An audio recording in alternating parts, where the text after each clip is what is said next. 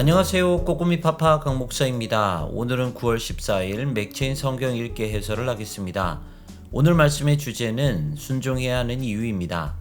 사무엘하 10장은 암몬과 전쟁입니다. 다윗은 암몬에게 자비를 베풀기 원했습니다. 그러나 암몬 왕 한우는 다윗의 사절단을 모욕하고 제안을 거절했습니다. 결국 두 나라는 전쟁을 하였고 암몬은 아람 사람들을 고용해서 힘을 키웁니다. 하지만 전쟁은 요압과 이스라엘의 승리로 끝납니다. 이에 아람 사람들은 사람들을 더 끌어모읍니다. 하지만 이 또한 다윗에 의해 패하고 맙니다. 본문은 다윗과 그의 나라가 얼마나 강한지를 잘 보여주고 있습니다. 사울왕 시절에는 생각할 수 없었던 일들이 다윗왕 시절에는 벌어지고 있었습니다. 에스겔 17장은 두 개의 비유입니다. 먼저 나오는 독수리 비유는 바벨론 왕과 예루살렘의 마지막 왕, 곧 시드기야의 관계를 보여줍니다. 크고 화려한 독수리는 바벨론 왕 느부갓네살을 뜻합니다. 또 다른 독수리는 애굽 왕을 말합니다.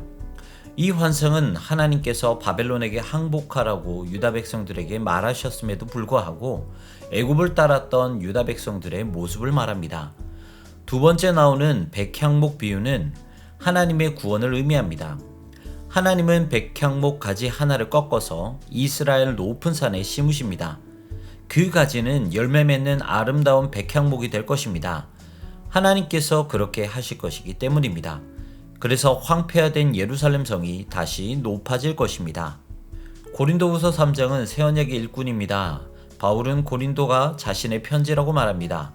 고린도 교회를 보면 바울이 전하는 복음을 알 수 있기 때문입니다. 마찬가지로 우리도 그리스도의 편지입니다.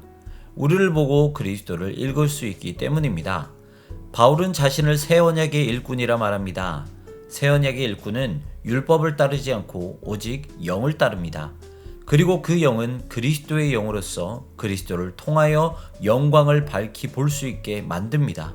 그리고 그 영을 통하여 자유함을 누릴 수 있게 됩니다. 시편 60편과 61편은 기도하는 이유입니다.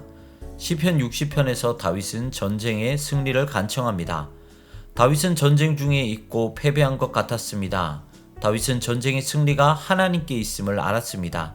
그래서 오직 하나님께 나아가 도움을 요청합니다. 사람의 구원은 헛되니 하나님을 의지하여 용감하게 행하겠다고 말합니다. 시편 61편은 기도에 응답해 주시기를 간구하는 다윗입니다. 다윗은 하나님께서 기도를 들어주시기를 간절히 요구합니다.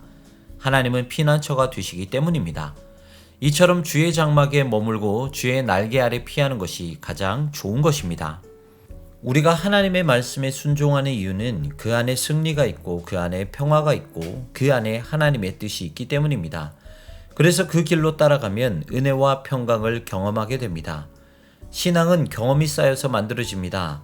하나님을 의지할 때 은혜와 평강을 누리는 것을 경험하지 않으면 그 맛을 느끼지 못합니다.